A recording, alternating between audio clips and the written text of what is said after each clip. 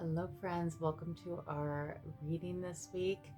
We are steadily moving through the sign of Leo, and we do have the moon in Scorpio at this time.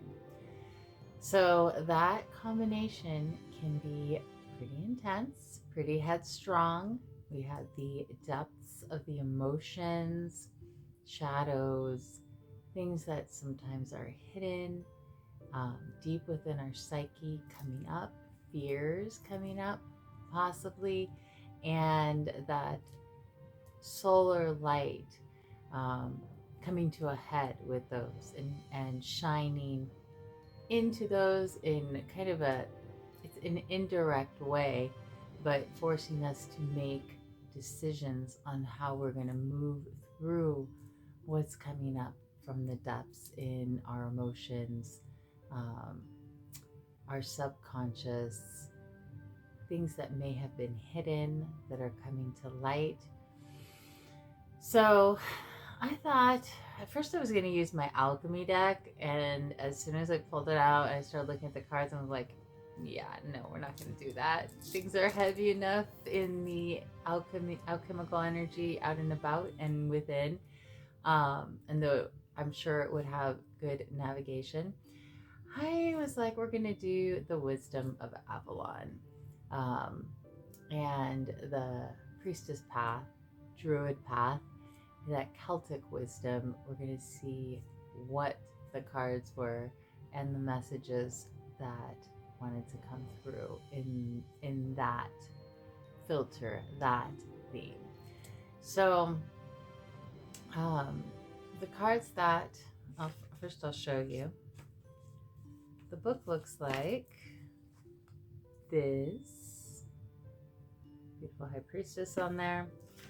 And the cards are really gorgeous. The back of them, the chalice, the crescent moon. So, no matter what comes up this week as we are moving through some of these intense astrological aspects, remember to take time to yourself and breathe.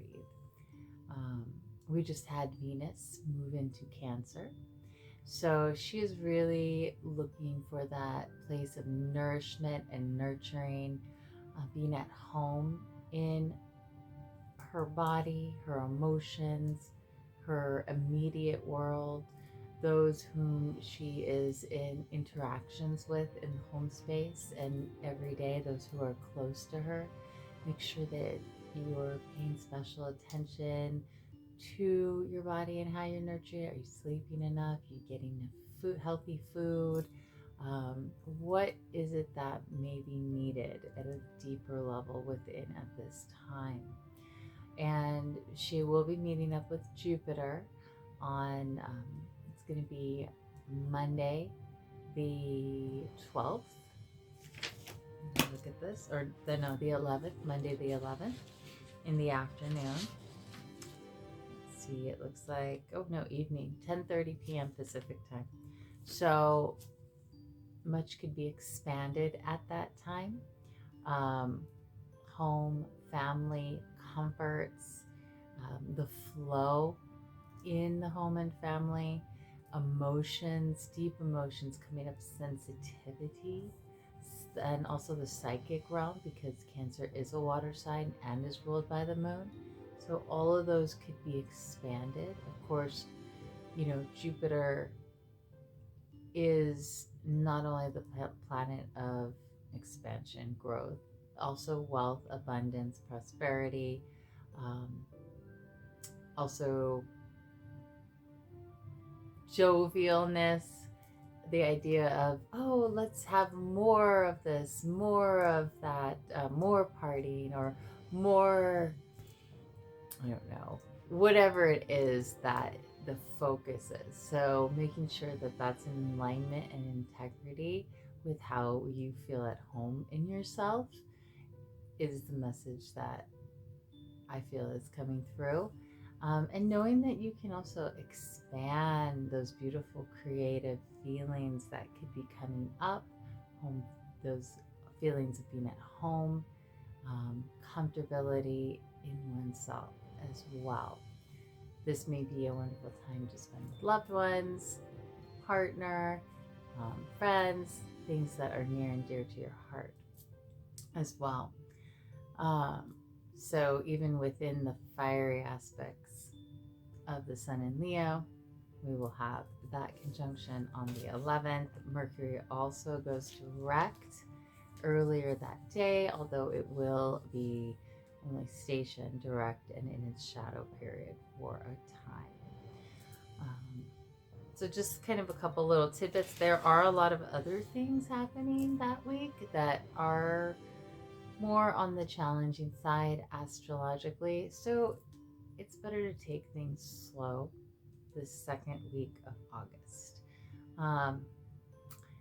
Pace yourself the first week, but definitely take things slower, calmer, responding rather than reacting. So anyhow, to our cards. So the first card that came up is the Hawk. The Hawk is all about the message from Spirit. We may be receiving messages through direct communication through our higher presence, our spirit guides, ascended masters, angels, whatever kind of connection you may have with the higher consciousness or the invisible realms. This could even be like ancestors that may come through, celestial beings come through. Of course, when the hawk comes through, it could be even through seeing a hawk in the sky and looking out for the signs and symbols around that time period. But keep in mind, the universe is always reading to us. So whatever situation we're walking into, or that we are pre-paving, I like that term better, pre-paving ahead of us, and we see the energy, in a way it is a reading and an answer to us, and we can navigate and adjust accordingly to where our inner guidance system is. And sometimes it's as easy as like putting your hand over your heart. I know that sounds so simple, and just asking yourself, where am I at? What is it that I need? Is there an action step I need to take? What's my higher guidance telling me? And sometimes it's that quiet, calm voice, feeling within that has the deepest message. So as Hawk comes up, know that your spirit guides are connecting with you all around, and just be aware to listen in. And also ask questions. Ask questions of Spirit, and ask for a graceful, easy to understand answer through the signs and symbols that are within your life. The next card that came up is Fear. There's going to be a lot of fear that may be coming up within and outside of ourselves, and being aware of it, but not taking it so deeply into oneself to make it a reality. Many of you have probably heard the term, fear is evidence that is false evidence appearing real, right? So what is good to be aware of, but it's not reality. It hasn't manifested. And even if it has seemingly manifested, how can you navigate and adjust our own vibration to face that fear, move through it, process it, and soothe the soul? And remember also that we are connected to a greater source, a higher presence, and we can call on our guides and guardians of light to walk with us as we traverse and really see what's at the core of that fear, especially within ourselves. And if we can get to that core, the why, how can we heal that and soothe it, nurture it, heal it, and restructure that belief or that occurrence so that it now has a new guidance system, has a new point of origin is what I'm hearing, a new existence. It no longer resonates with where it was. So keeping that in mind, what is the fear telling us? And I'm just going to kind of look. The book, I don't always go into it, but sometimes I feel that there are important messages. So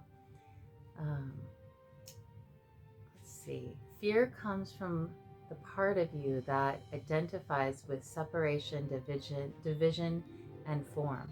To release yourself from it, remember that you are first and foremost an infinite soul. Look through those eyes, and the fear will subside as you remember to trust the way of the mystery. Don't struggle with fear. Look inside, see the part of you that is afraid, and send love, light, and compassion inward. This would be a very good time to write an inventory of your fears and their possible solutions. Once on paper, you may find that you've been afraid of fear itself. This is an auspicious omen of transformation. Okay?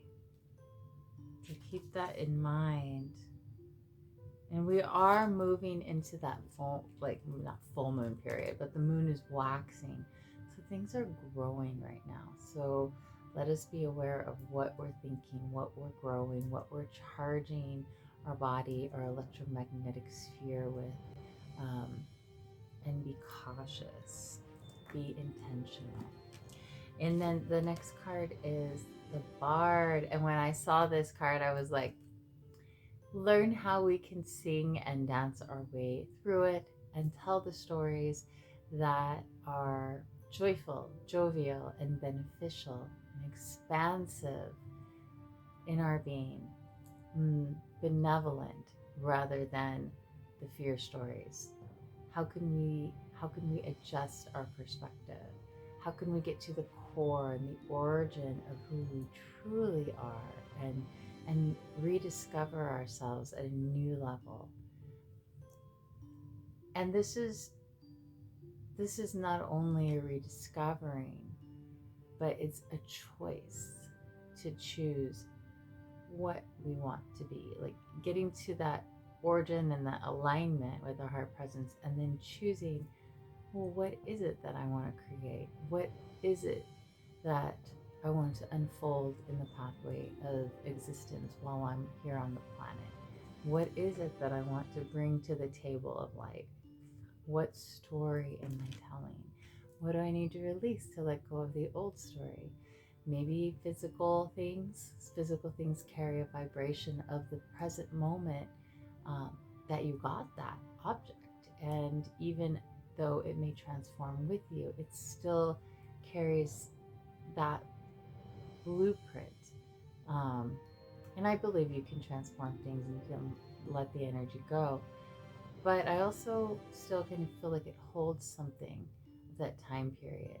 And as we release the things of other time periods, we're adjusting to receive the frequency and manifestation of this time period of where we're at.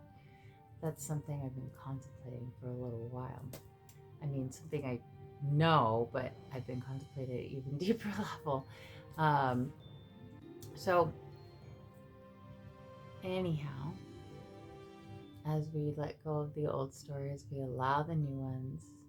And singing too is a really great way of adjusting the frequency, not allowing the mind to get carried away with the fears, but maybe singing brings in that happier state of being. At least I notice for me when I'm doing chores or when I'm just moving through things in life that I taking care of, and being intentional.